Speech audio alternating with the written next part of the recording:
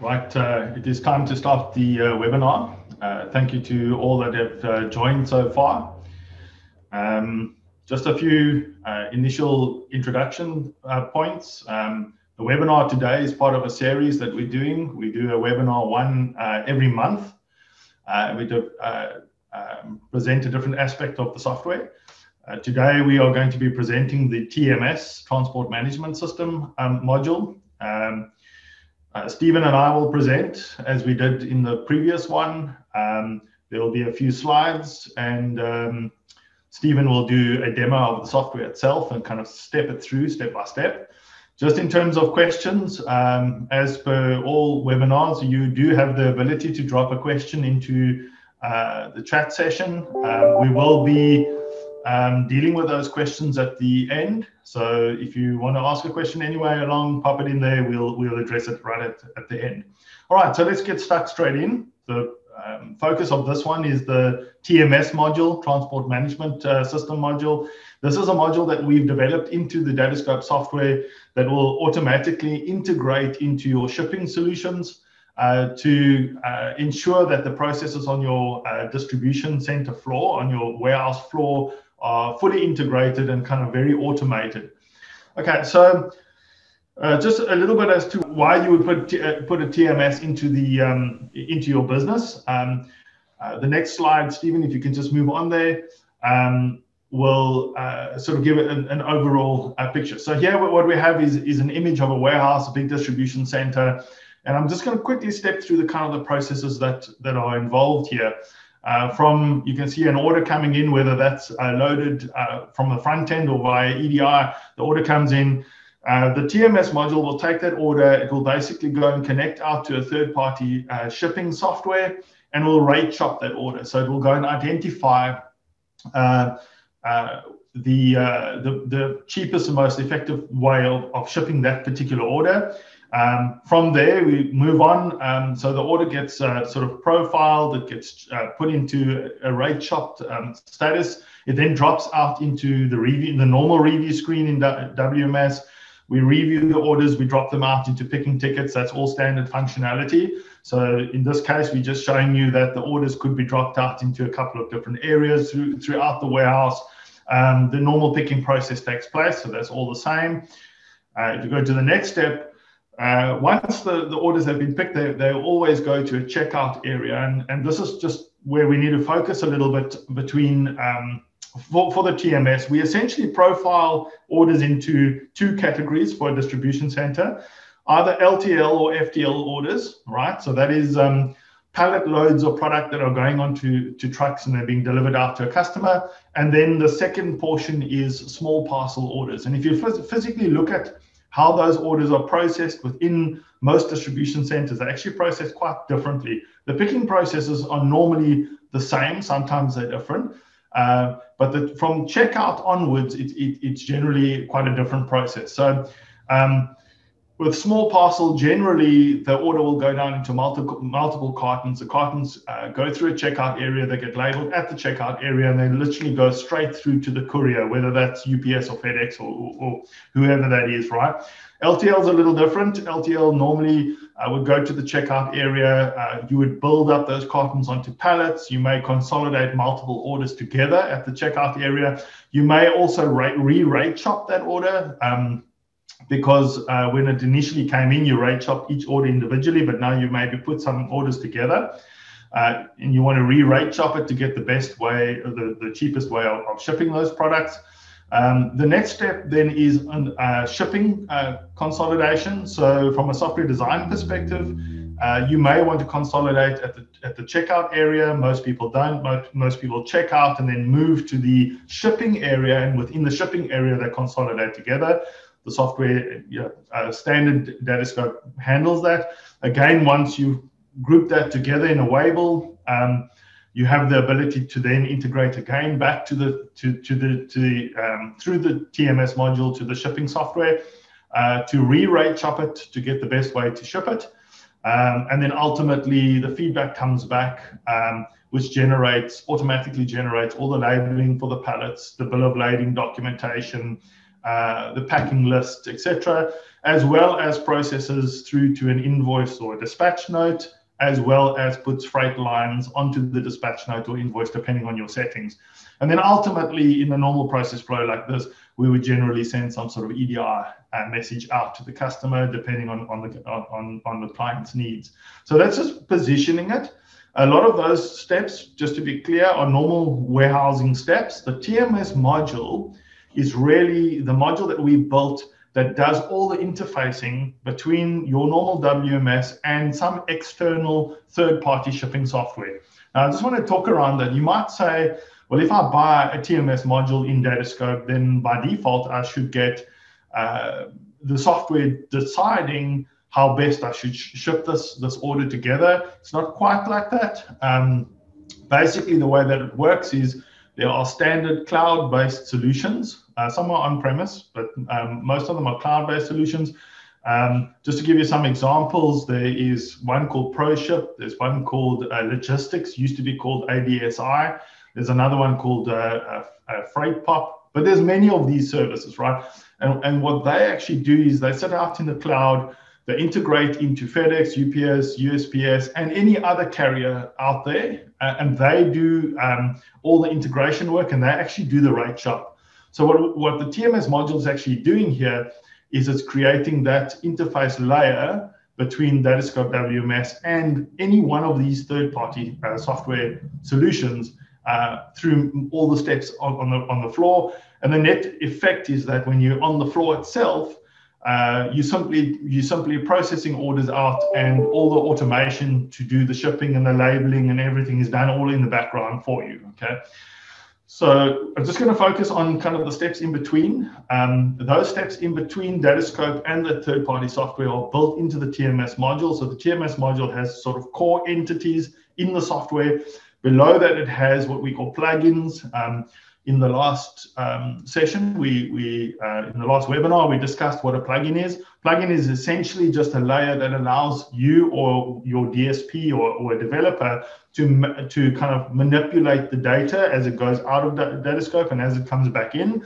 And the reason for that is obviously the third-party shipping software you use may not be Freight Pop, or it may not be ProShip, it might be something else, and their file structures are slightly different. Well, you can use these plugins to kind of just map the data accordingly and fairly easily integrate into any third party. All right, and then let's just look at the broad processes. So order comes in, the first thing we'll do is address validation. We'll check that the address is correct, and the reason for that is if you send out an order with an incorrect address, you get penalty fees for that, particularly on small parcel.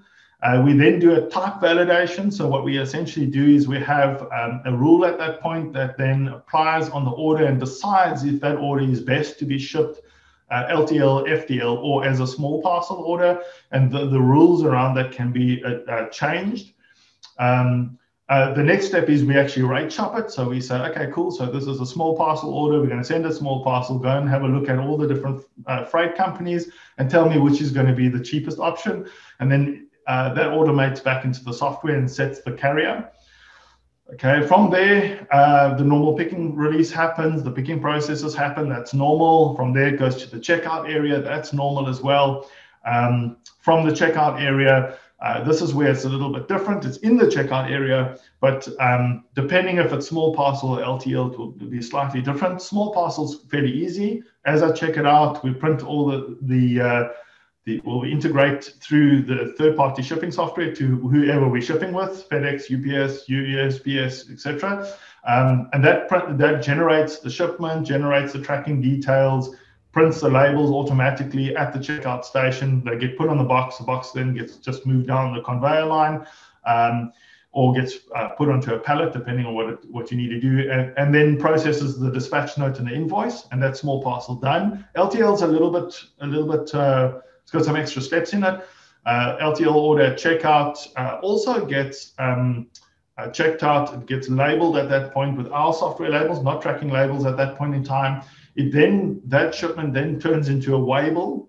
The weighable allows us to put more than one order into the weighable to sort of group shipments together. And then from that shipment, it will go out, re-rate shop the order, and generate all the necessary documentation. So that's what we're going to show you in this particular session today. Okay, so that's where I take over. Okay, so what we're going to do is I'm just going to do a demo initially on the very first step in this process that Anton mentioned. So we're going to take a look at the validation of the orders. So this applies to both small parcel and LTL orders. So we're going to go straight into the software now and have a look at that. So you'll notice there's a new module here on the left with just 2 applications that have been added to that. And then there's a third element which is running in the background, which is a little Windows service, a DATASCOPE service that runs monitoring our orders and doing those validation steps that Anton mentioned. It's the address validation, the order type, and the rate shop.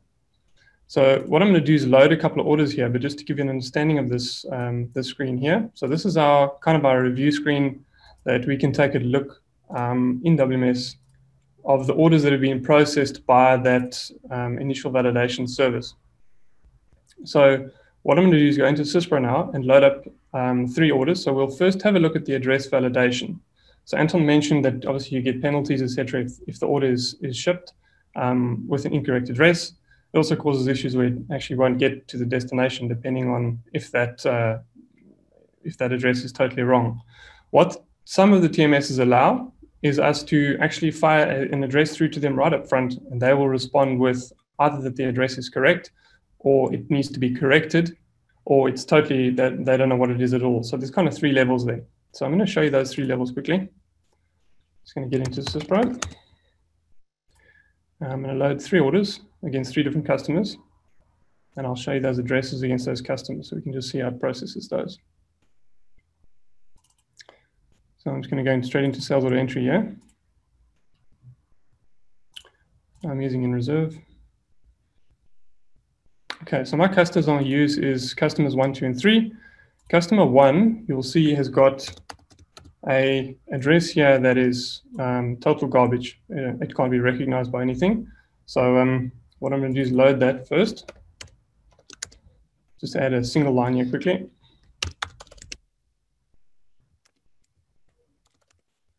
Okay, save that line and go for that in the order.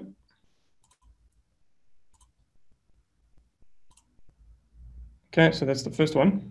Order number 1210. If we take a look here, we refresh the screen.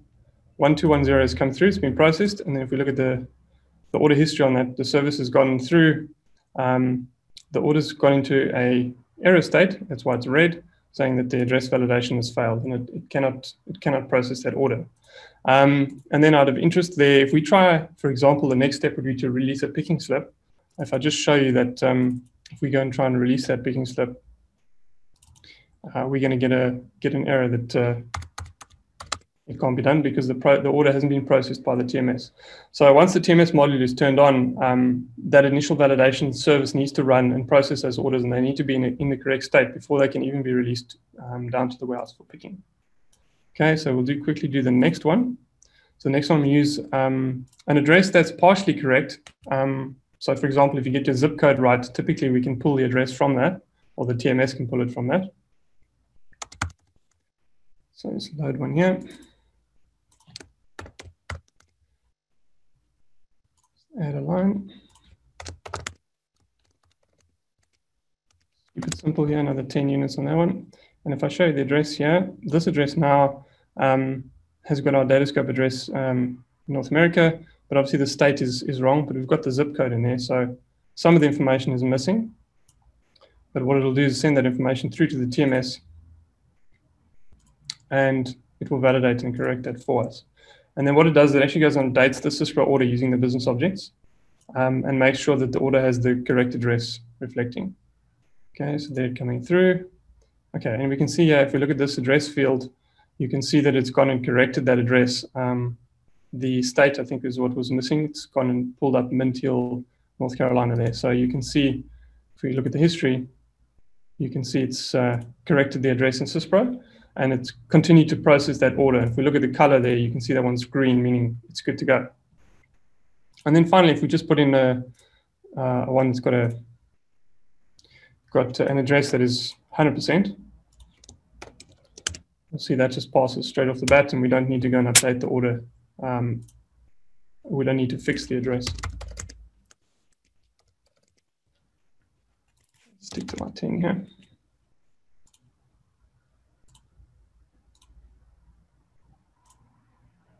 Okay, we're going to check that one. You should see that one coming through, 112, and this time we should just get it passed, meaning the address was 100%. So the TMS understood that address and couldn't make any corrections. So those are the three levels of the address validation, and that just makes sure that the orders run smoothly through the system right the way through to the end. Because when we integrate later at a later stage of the TMS, we don't have problems with the address. Then the next one we're going to look at quickly is the shipment type, which is basically determining if it's an LTL or small parcel. You'll notice that the three orders uploaded now are all small parcel, and that's just because it was 10 units. My current rule that I have, or logic that I have in the plugin, is basically saying if the order is over 20 cartons, it will be deemed as an LTL order. Obviously, that logic is customizable within the plugin. So if I go and load an order now, I'll just use customer 3 here. If I load an order for, say, 110 units, we should get an LTL order, LTL type. I think my box size is 5 units. Yeah, so just what's happening there is we're taking the quantity divided by the standard pack size or pan size, and to get the number of cartons, and then if it's more than 20, it's an LTL. If it's less than 20, we categorize it as small parcel. But that logic could be based on weight, cartons, and a whole range of things. You could build it the way you want it. Yeah. So you'll see there it's obviously updated it to an LTL order type when the other ones were a small parcel. And then to touch on the final element, which is the rate shop.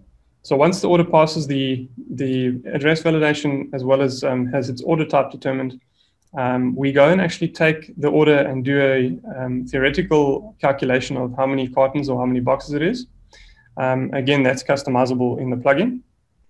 And we send that information through to the TMS, which then rate shops the order and comes back with different service types and their associated cost. So you can see here that we did a rate shop, and we've got a number of different carriers coming back with options. And then the software automatically just picks the cheapest version or the cheapest one for initial rate shop. So you'll see that's been set against the order here. Okay, so that pretty much covers this little red box here, which is the very first step of the TMS module. Okay, so I'm going to jump in here. What we're going to do next is we're going to show you a typical small parcel order going right through the process, right? Just these photographs here, just to give you a bit of a feel for the checkout area of what a small parcel order would normally go through, just so that to help those that need to kind of get what the floor would look like in conjunction with the software itself. So if you look at these pictures here, that's a typical parcel checkout. You've picked orders, you've come along, you've brought them to a conveyor, you put them onto the conveyor. Sometimes it's just a table, it doesn't have to be a conveyor. The cartons go down the line to a checkout station. Our software runs on the checkout station. There is a scale there, there's printers and so on. And our software does the checkout. So you check each box as it goes past. Sometimes you may have loose units. You put them into the box, you seal the box, and our software will do all the necessary labeling. But further than that, in the background, if the TMS is turned on, we look at the rate shop that's been done. We know the courier that needs to be used, and we actually process all the courier shipment details as well. So essentially, when the user does that checkout, he doesn't know any difference, but he will get documentation from DATASCOPE WMS, and he'll also just get documentation from FedEx, UPS, and whatever other courier it is that's in the background that's actually processing that delivery. When we create that, we reference all those tracking numbers. So back into the WMS, we know every single carton, what the tracking number was against it, which service it was, UPS or FedEx or whatever it is, for you to be able to track and trace that carton or that set of cartons later on. So this just is to kind of position you in terms of what's happening on the floor. Okay, so the next little demo we're going to do is as Anton mentioned, the small parcel. So we're obviously not going to, we're going to skip over these first 3 steps because we've got some of those orders already processed and ready to go. So I'm going to jump straight into doing the pick slip release. I'll actually go and pick that.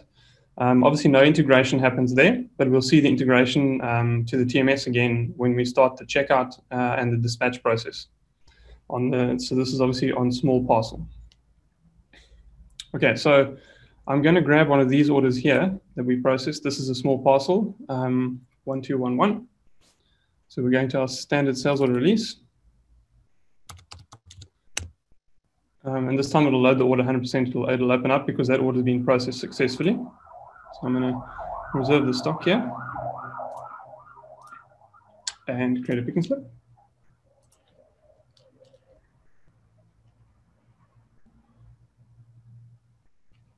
Okay, 7987. Okay, and then to do the picking, we're going to hop straight over into our HTML5 picking.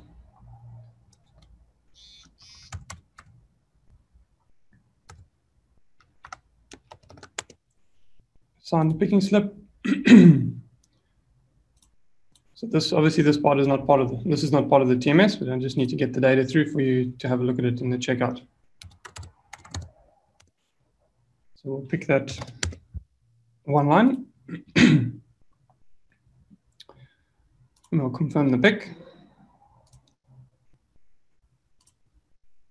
Right. Okay, so we've done the pick end to end. And then we're going to hop straight into grocery checkout here. Obviously, the TMS is built into the other checkout applications, but for the purpose of the demo, we'll use grocery checkout.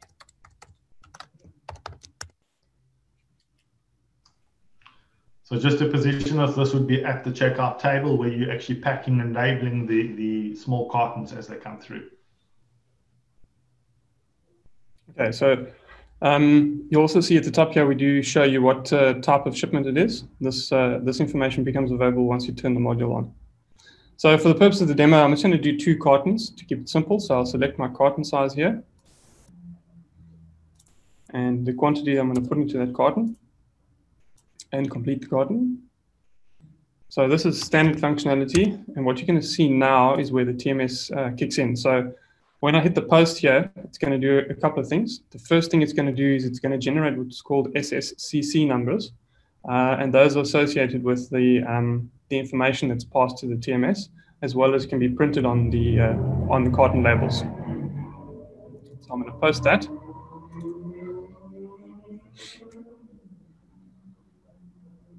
Okay. Now the TMS integration obviously is kicking in here. So the first thing it needs to do is create a shipment on the WMS side. And that's kind of a placeholder that keeps all of the information that relates to the TMS module within WMS. So we'll see this screen again on the LTL side, but what you're going to see is this screen will come up at the end of the process versus at the beginning of the process. And the reason for that is on small parcel, we're going to be integrating with the TMS at every single carton. So every time a carton is generated, we're going to be passing that information through to the TMS. Whereas on the LTL side, which we'll get to later, we're going to send all the information at once at the end. So I'm going to create the shipment. I can just add to that. It depends on the small parcel checkout area. Some people will process the whole order. In other words, if you have to pick the whole order and it's going to go out in 6 cartons, you process all 6 cartons, and then once they're all done and they're all labeled, you give them across to UPS or FedEx or whatever. For many small parcel areas, there's actually a conveyor line coming on the other end of that checkout area. And what happens is when I check out the very first carton, I label that carton, I already hand that carton over to the conveyor, and it goes off into the back of a UPS or a FedEx truck, right? So we're not keeping the cartons together. We're simply processing each carton independently, popping it on a conveyor line that takes it off into the checkout area. That's why this particular one on small parcel deals with each carton individually, integrates to the TMS, labels it, does the whole process on a single carton, whereas an LTL would sort of do it all together, process the shipment at the end. Okay, and the screen I've got up here, I've just clicked on it because it pops up and when it does its processing and closes down almost immediately. This is the integration screen. And it's already done the integration. It's sent the message through to the TMS. And you can see there's a tracking number there, the second column. That's the tracking number that has come back from the FedEx or UPS, whoever the carrier is that we're using. That's their tracking number that's come back into WMS and gets associated with our carton on our side. And then obviously we print that. We print the standard carton label that you get in WMS, plus we print the UPS or FedEx carton label. And that's the print that's happened over here. So that's the first carton. I'll do the second one quickly. And you'll see this time around, we just won't get that initial pop-up to generate the shipment, but we will get that processing carton pop-up. So we post on there, and you'll see it come up, and it'll disappear quite quickly. There's the integration, and then it's gone. So that's talking through to the TMS. Okay, and then finally, once we get to this point on a small parcel, we can typically go here and do a dispatch note or an invoice. So I'm just going to do an invoice. And again, you'll see this screen come up later, but it's going to run through a number of steps now where we need to actually go and get freight lines and load any freight lines onto the order before it gets processed. So I'm going to click the invoice button. Also, just in terms of those freight lines, we allow you to, within the plugin, we allow you to set custom form fields against the customers to determine where you put freight and how you deal with the freight. So at that point in time, you may say every single order, I want to take the freight cost onto the order as a freight line, as a cost. In some cases, depending on the customer, I might want to put a price on there. And in some cases with the customer, I may even want to put a marker on that price. All of that is done via custom form fields and the plugin, and can be customized as much as you like. So one customer may drive a freight cost onto the invoice or dispatch note. It may drive a freight price, and it may actually do different things with that price. If there were multiple orders in the same shipment for LTL, more than one order together, the logic then would be to go and split those costs across the order and adjust the pricing per dispatch note or per invoice. Okay, and I've just held it here with this invoice pop-up. I'm moving it to the side so you can just see some of the tracking that happened in the background. Obviously, when the order was that initial creation, that happened when we got the little pop-up message. The rate shop obviously happened right at the beginning. Shipping of the TMS ship transaction, we shipping per carton, so that has happened. And then the steps that just happened now was we went and ran a plugin to determine the freight lines, and we took that information and pushed that onto the sales order just before we processed the invoice. So the invoice has been processed. So we can close this down. I'm going to skip the normal documentation. Obviously, it can be printed here. And that concludes the MSN checkout, or the grocery checkout. Just to quickly go back to that order, just to have a look, and you can see what it looks like from the invoice perspective. Look at the query here. Also in the background here, while Stephen's opening up what the invoice looks like and the order looks like, we've generated all the documents in the background, right? So all the labeling of the cartons, the UPS or FedEx or USPS label as well, generated automatically, etc. All of that has happened in the background as we process. Okay, so I can see the order here. We've obviously got the 10 units of the stock we picked, and then also it's added that additional freight line here, which you can again you can determine how much cost and how much price you want to put onto that particular line. Okay, so that's the small parcel process end to end. Let's hop back to our slides here. So just to touch on the LTL, again, the physical aspect so that you can get it clearly in your mind. So an LTL order typically goes a slightly different way through the warehouse. It's not so much conveyor lines as rather pallet loads of product that are picked. They're brought to a checkout area on the floor. Very often we'll put in a checkout station, much like the one that you can see there. So it will have a PC on it, it will have a scale built into it, etc. And I process the cartons across that checkout station. On the other end of that checkout station, I'm palletizing it. So as the cartons come through. Any labeling requirements, any customer specific labeling that needs to be done is all done at this checkout station, all that customization. The output of that is pallet loads that are labeled. So each pallet has a unique ID. It's got all the cartons on it.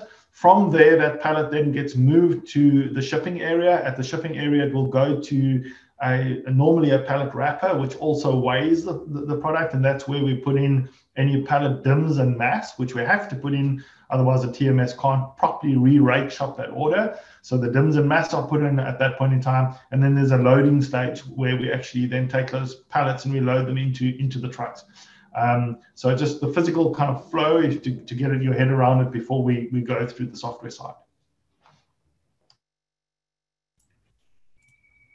Okay, so this flow is a little bit more in depth, but it's actually not as bad as it looks. The initial state or the initial checks still happen, so the address validation and type and rate shop. We won't go through that. What I'll start with is releasing a pick again. We'll use that one of the LTL pick that I did earlier. We'll do the checkout. And once we've done the checkout, instead of invoicing it at checkout, we're going to move it through to a weighable. And then, as Anton mentioned, we're going to do the DIMs, load it, re-rate shop. So you'll see a slightly different rate shop at the end because it's much more accurate. And then finally, we'll do the print of the documentation and the dispatch or invoice. Okay, so just want to get the order that I'm going to use.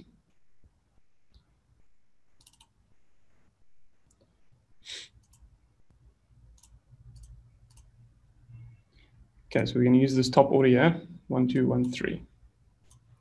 So we release that into a pick.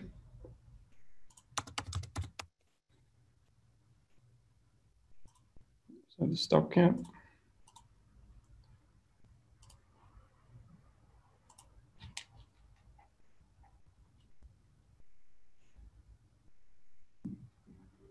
Okay, 7988.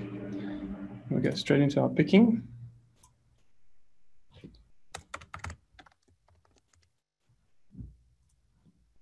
And we quickly pick the order.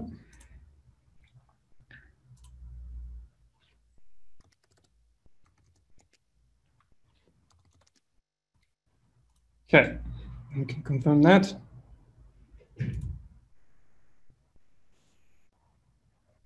Right, so we picked it, and now it's ready for checkout. So again, we're going to use grocery checkout.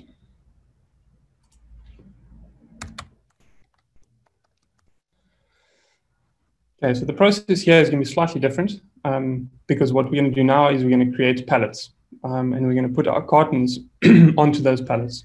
So the first step that I'm going to do is to open up what's called a shipping track ID. Just want to write my MSN number down here.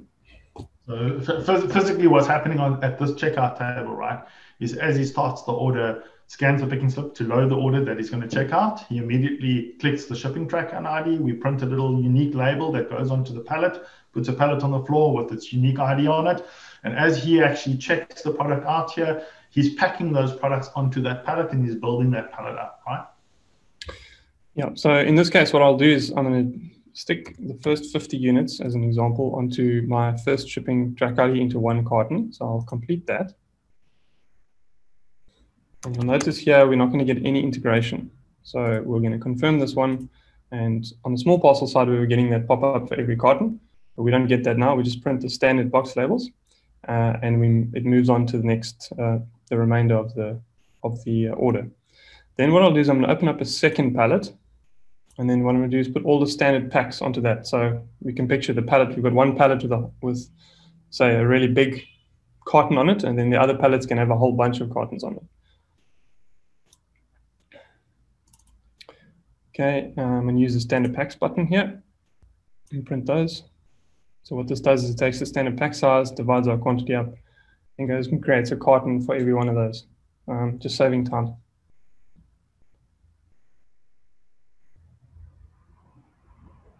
Okay, so that's complete. So now the MSN, the checkout is complete, and we're going to get the pop-up now for the invoice or the dispatch note. And you could process the dispatch note here, but typically it wouldn't be done like that because obviously we're using pallets. They need to be shrink wrapped, they need to be weighed, and they need to be their DIMs need to be entered in.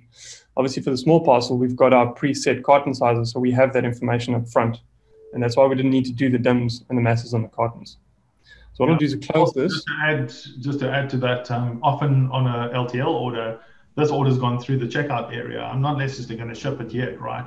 I may very well wait for 2 other orders also to come through checkout that all going to the same customer, and I'm going to put them together. I'm going to open a Wable, link multiple orders together, re-rate shop it as a group, and then obviously process the bill of lading and all the documentation for the whole group, right? We're just going to take the single order through, but just bear in mind that at this Wable stage, you could be linking multiple orders together. I think typically that would always be the case. You have multiple orders. Okay, I'm going to create a new Wable. Select my shipper here. Some standard information I need. Save that. Okay, so we've got a Wable at the top. And now what I'm going to do is link my MSN to that Wable. So I'm just going to go and grab my MSN number. So this is typically where I would be grouping multiple orders together and linking them to the same shipment, right? This is the link process now. And we're going to bring it through, but normally speaking, you would maybe go and have a look for all orders that are in the system that are for that customer, review them all and join them all together into one shipment. So you can see what it's done is it's we're under the shipping track now. You can see the two pallets that we created, the one with the 50 units and the one with the number of boxes on there. Currently, they're in packing state. So what I need to do is go and load their masses and DIMs, because you'll notice they are all blank here. So the width, height, length, and the mass hasn't been entered yet. So we tried to do a rate shop on this. It wouldn't allow us to do that yet. So we can do that on the mobile application. So DIMs in there. Then my shipping pallet. And I'm going to put in my height, width, and length, and then a weight. Post that, and then I'll do the same for the other one.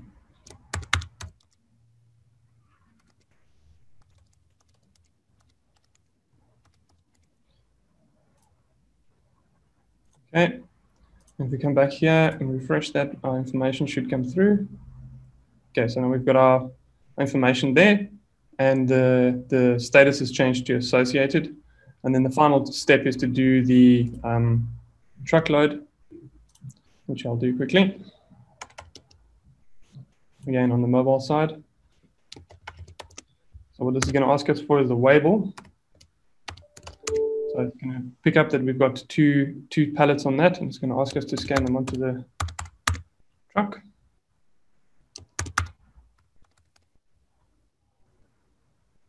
It's picked up, it's complete.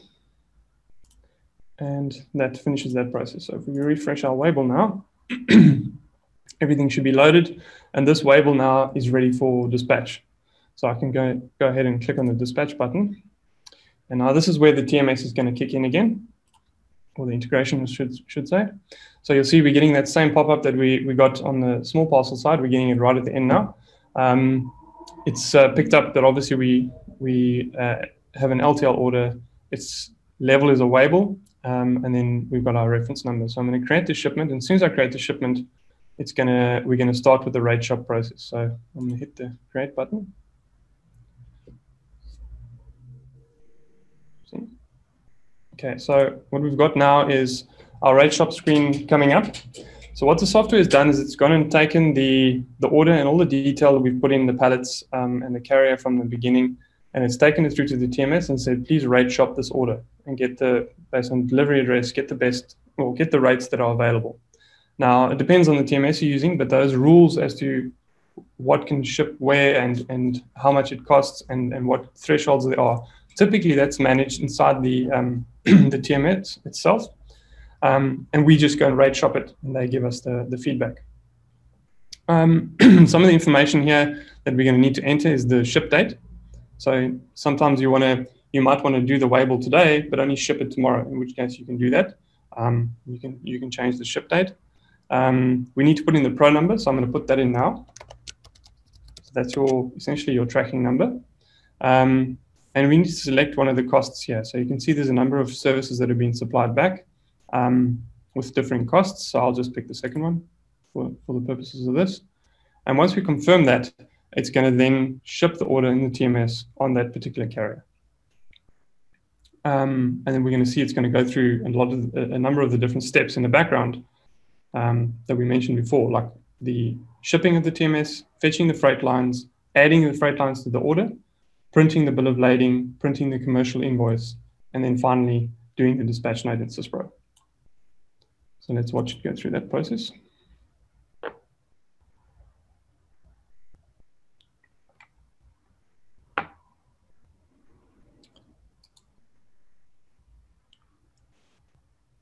There's a commercial invoice.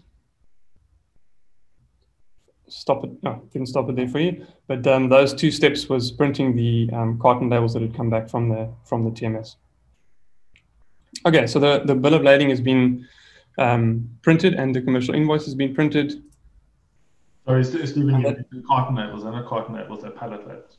Pallet labels, sorry. Yes, pallet labels. The final pallet label that goes on the outside of each pallet that has the pro number on it, as well as the bill of lading that links it all together. So when the carrier takes that shipment away, all the pallets are referenced to the bill of lading.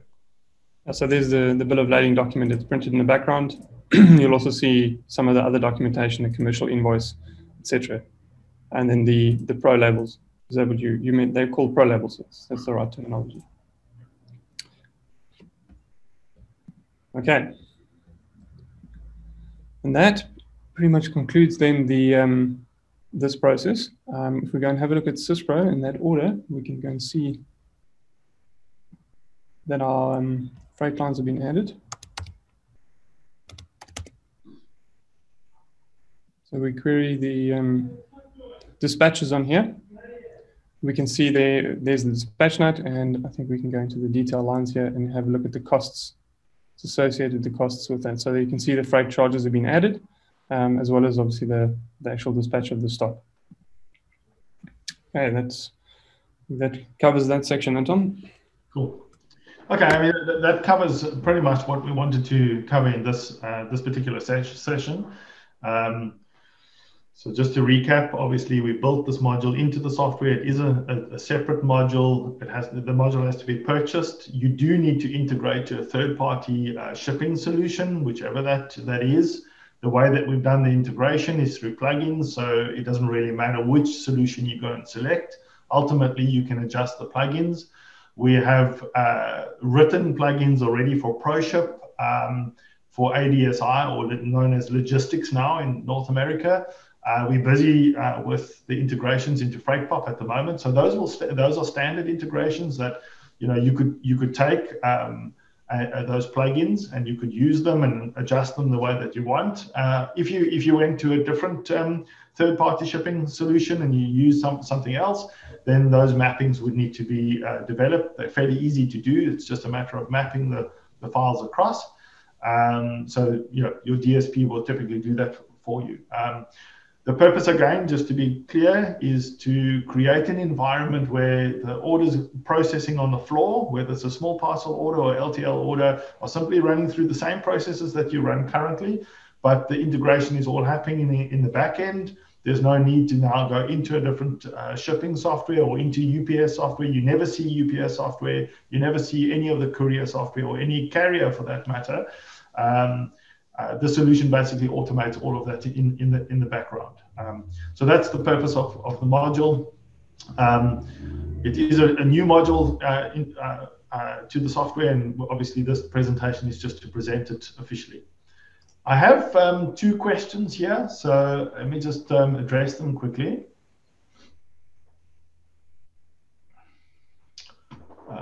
Okay, so one of them just is, can we send a copy of the presentation? That's fine, no problem at all. We'll send that through to you. The second one is the address validation. Is it done with the suggested carrier? In other words, when we do that initial rate shop and we do the address validation, are we address validating with the carrier itself or not? So the answer to that is yes, we are. So we go out to the third party software, let's say it's ProShip, and we say to ProShip, we are doing an address validation on this order. ProShip then does the address validation and sends us back the final answer. There are times where they cannot give us that. So some of the shipping solutions, those third-party solutions, do not have an address validation process in their software. Some of them don't. In that case, there is a standard interface into USPS, United States Postal Service. They have a standard cloud-based address validation service. So in a case like that, if your third-party shipping software doesn't have that functionality, we simply use the mappings to map directly to USPS address validation, and we get the answer back from a UPS address validation. We can still validate that address and move on. I think what's important is it doesn't matter who you're integrating to, because the plugins allow you to map to integrate into pretty much anything out there, as long as it's a cloud-based solution that we can talk to.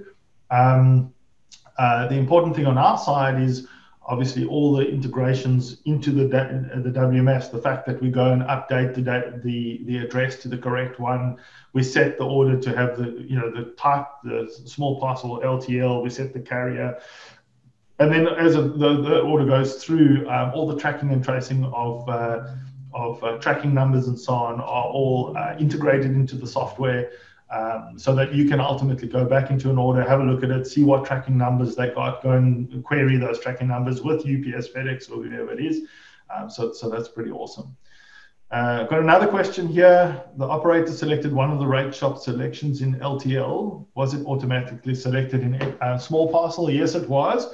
So just to reiterate the process, every order coming in goes through an address validation step. It goes through a type step, which is to determine whether that order's profile says it should rather go through LTL or small parcel. Okay, so that step will happen.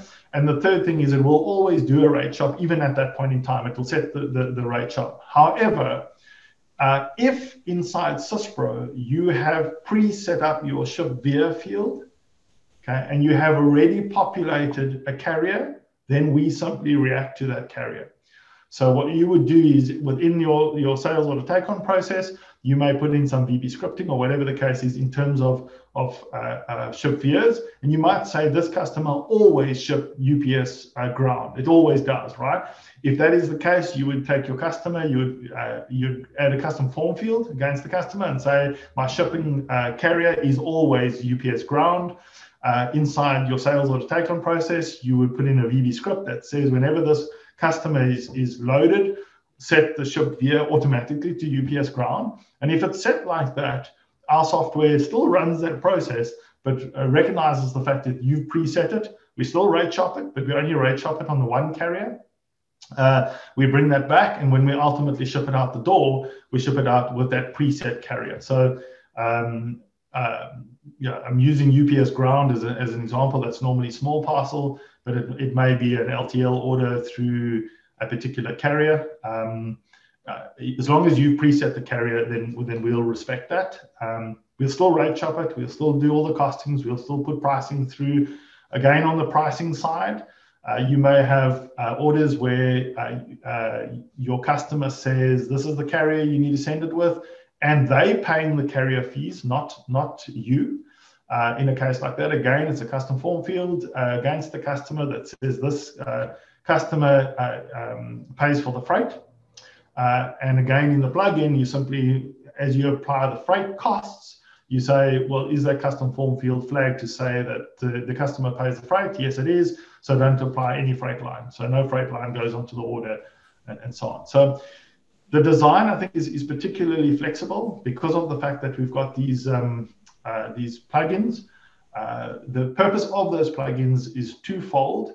One is to map the data in and out, depending on the provider you're working with. So if it's ProShip, those files, the data files are slightly different. So the plugin allows us to map for different third-party software, but also it gives you the ability to put in as much rules as you want in there to say, well, look at this custom form field. process it this way or that way or whatever the case is. Exactly the same is true for kind of that initial typesetting. Stephen put in a very simple rule that said if it's more than 20 cartons, it's LTL. But you may do a whole range of things. You might say, well, if the custom form field against the customer says that he always wants small parcel, then we apply that into the plugin, right? So it doesn't even matter if the carton, if the order has 50 cartons, if the rule says that customer always gets shipped UPS ground, we just ignore it and we say this is a small parcel order and you're going to process this all 50 cartons as a small parcel order.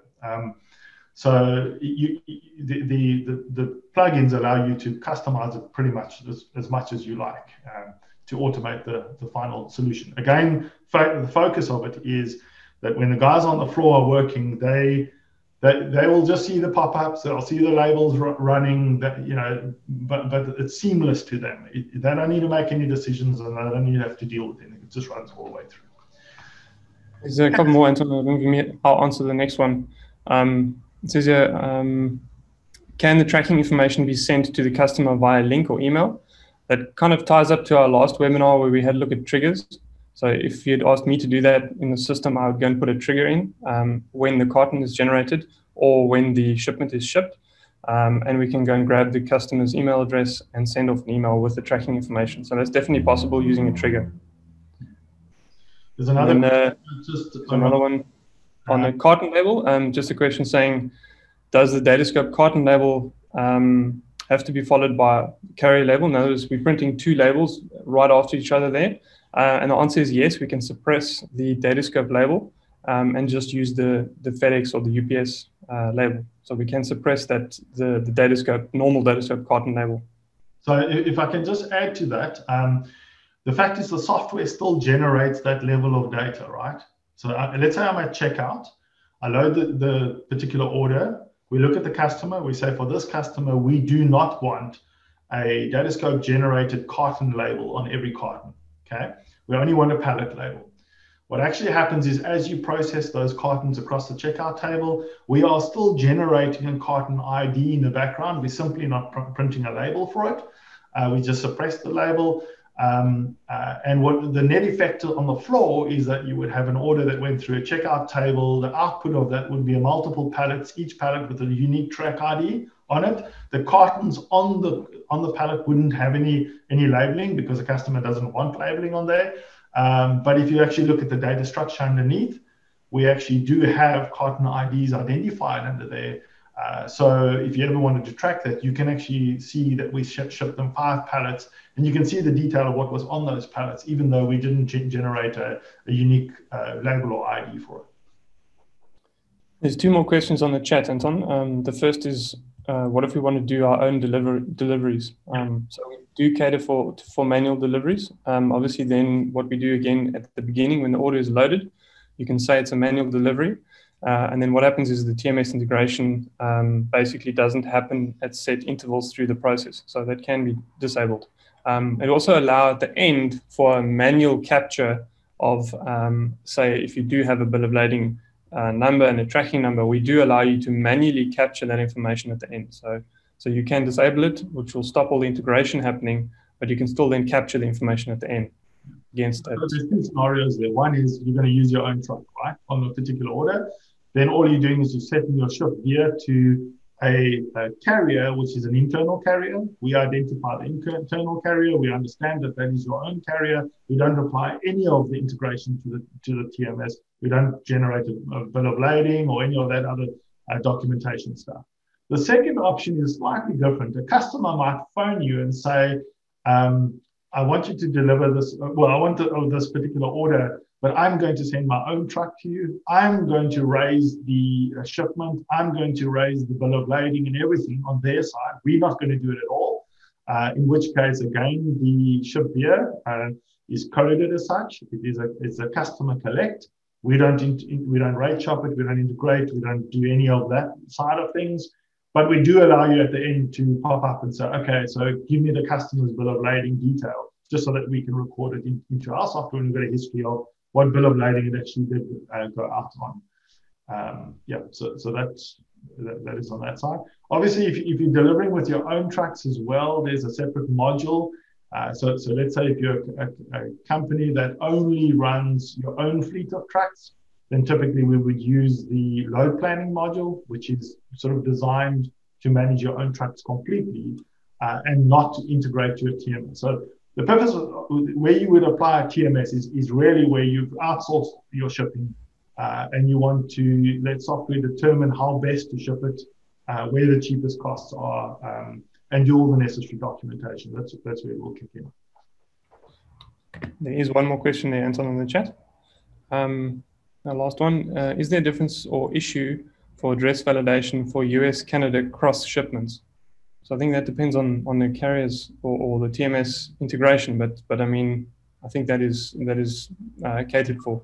Our finding there is that, again, even if we talk to USPS, USPS still validates most of the Canadian addresses as well.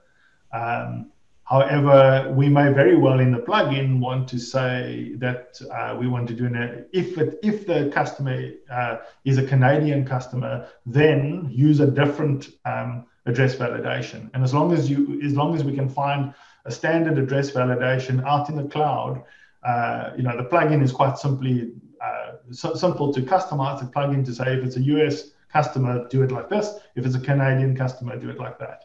So I don't see a problem with that. The next one is for the case where you indicated customers want to use small parcel to always use FedEx. Can the TMS pass their account information for billing directly to the customer? Stephen, you want to answer that one?